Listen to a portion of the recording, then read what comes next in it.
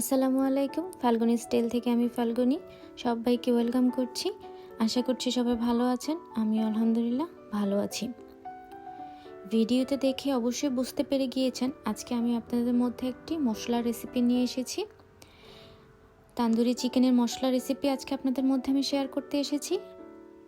ভিডিওটি না টেনে সম্পূর্ণটা দেখতে থাকুন। আশা করছি আপনাদের অনেকটাই উপকারে হবে। তান্দুরি চিকেন কম বেশি অনেকেই তো বাসায় বানিয়ে থাকি। কেউ বা বাজারে পাওয়া যায় প্যাকেটজাত মশলা ব্যবহার করে থাকি, কেউ বা রেস্টুরেন্টে যেয়ে খেয়ে থাকি। আমি আজকে আপনাদের মধ্যে খুবই সহজ উপাদানে তৈরি তান্দুরি মশলা রেডি করে দেখাবো। যেই মশলাটি একবার বানিয়ে নিলে আপনারা এটাকে স্টোর করে রাখতে পারবেন 4 থেকে 6 মাস পর্যন্ত। যখন খুশি তখনই এই মশলাটা দিয়েই আর অল্প কিছু উপকরণ অ্যাড করলেই খুব সহজেই তান্দুরি চিকেন বাসায় বানিয়ে নিতে পারবেন। আমি আজকে এই মশলাটা দিয়ে আমার বাসায় ঘরেই চুলায় তান্দুরি চিকেন করেছি। আমার কাছে মনে হয় তান্দুরি চিকেনটা চুলায় বানালে বেশি টেস্টি হয়।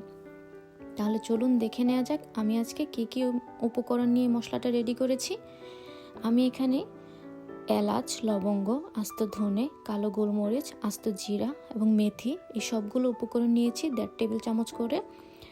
এখানে আমি জায়ফল নিয়ে নিয়েছি বড় সাইজের একটি এবং তার আরেকটির অর্ধেক, নিয়ে নিয়েছি 4-5 টুকরা দারচিনি, নিয়ে নিয়েছি ছোট সাইজের 3টি জয়ত্রী, সাথে নিয়ে নিয়েছি 10-12টি শুকনো মরিচ এবং জর্দার রং। ঝালের পরিমাণ বুঝে আপনারা শুকনো মরিচের পরিমাণটা কম বেশি অ্যাড করে নেবেন। যেহেতু এখানে কালো গোলমরিচের পরিমাণটাও দেওয়া আছে, সেই জন্য আপনারা এই শুকনো মরিচের পরিমাণটা বুঝে দিবেন। এখন এই মশলাগুলোকে আমি গ্রাইন্ড করে নেব। আরেকটি কথা, এই মশলাগুলোকে কিন্তু কোনোভাবেই টেলে নেওয়া যাবে না বা ভেজে নেওয়া যাবে না।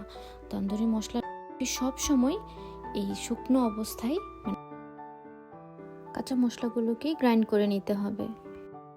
ভালো করে ধুয়ে পরিষ্কার করে নিয়ে বা রোদে শুকিয়ে তারপরে এটাকে গ্রাইন্ড করে নিতে হবে। কোনো অবস্থাতে এটাকে টেলে নেওয়া যাবে না। টেলে নিলে এটা অনেকটাই গরম মশলার মতো হয়ে যাবে।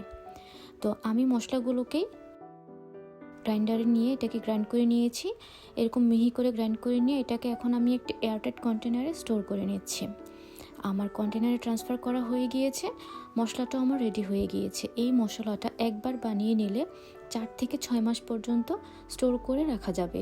কোনো অবস্থাতে এটা স্বাদ এবং গন্ধ চেঞ্জ হবে না।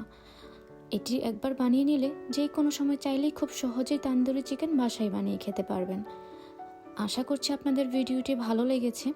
আপনারা কে কোথা থেকে ভিডিওটি দেখছেন আর আমার এই রেসিপিটি আপনাদের কাছে কেমন লেগেছে চেষ্টা করে অবশ্যই আমাকে কমেন্টস করে জানাবেন। ততদিন পর্যন্ত সবাই ভালো থাকবেন, সুস্থ থাকবেন। আল্লাহ হাফেজ।